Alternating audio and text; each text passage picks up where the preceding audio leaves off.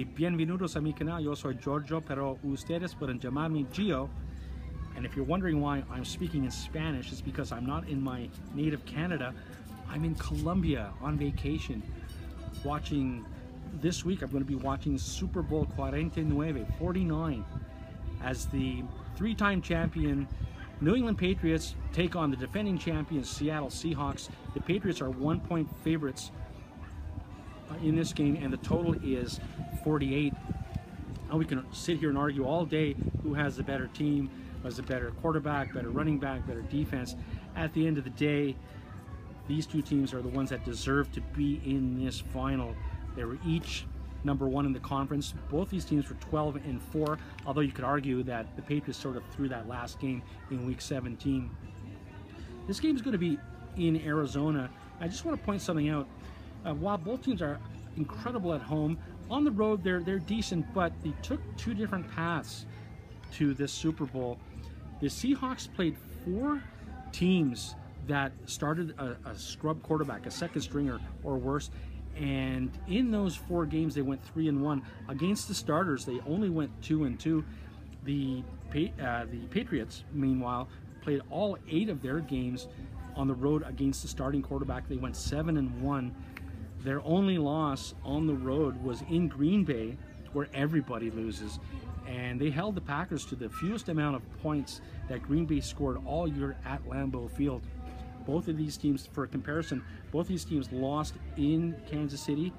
The Seahawks lost in San Diego, where the Patriots won in San Diego. Just to give you a little bit of comparison, you're going to hear a lot about Inflategate this week, and whether or not the footballs in the first half were inflated the way they should have been.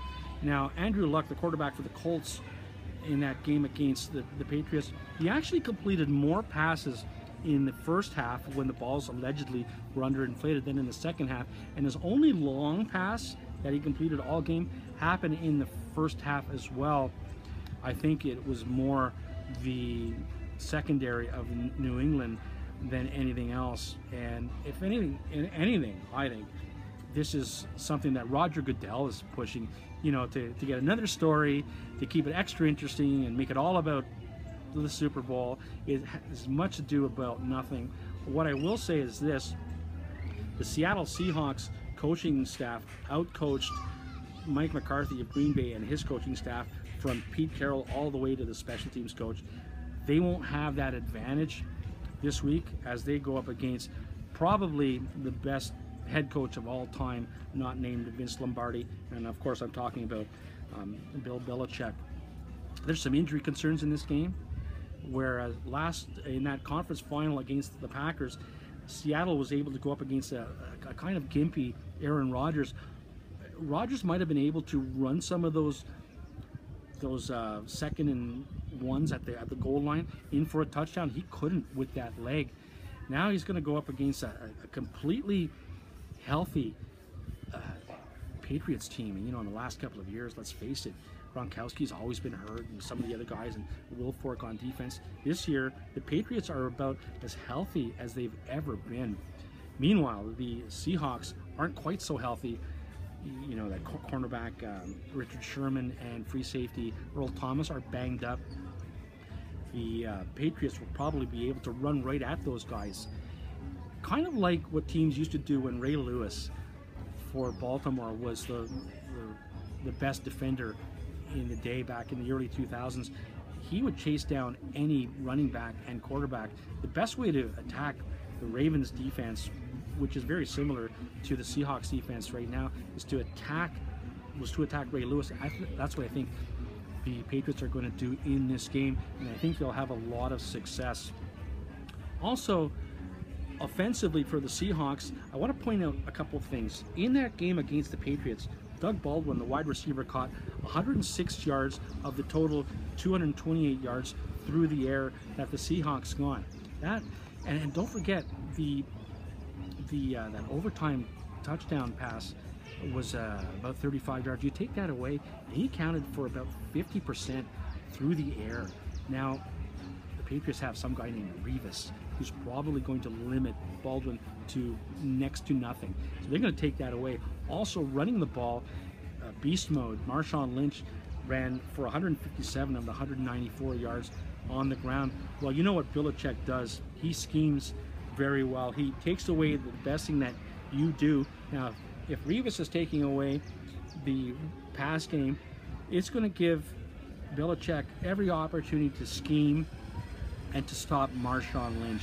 And that's why I think the Patriots are going to be able to not only score points on Seattle because of the injuries in the secondary, but they're going to be able to limit the amount of points that Seattle scores. So I also want to point out another thing. All the games that Seattle lost this year, they allowed 24 points or more. That game against Green Bay, they limited the Packers to 23 points. Anytime a team scored more than that, the Seahawks lost.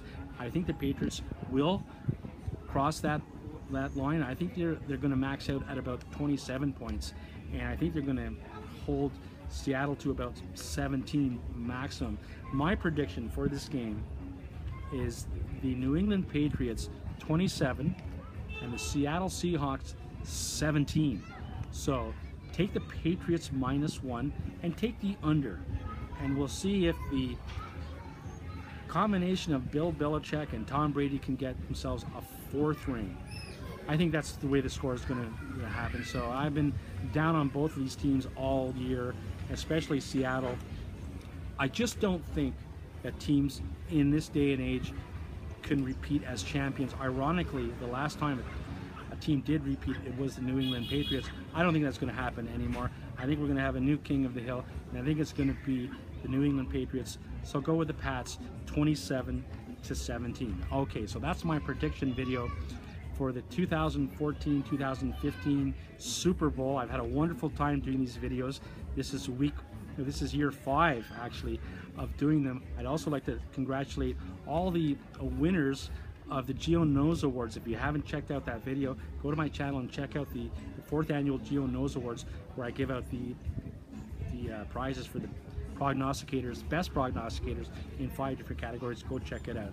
Okay, I've been spreading the news around here, and the locals now are starting to say something. It goes like this in Spanish: Tomemos el dinero del hombre, which in English means, let's take the man's money.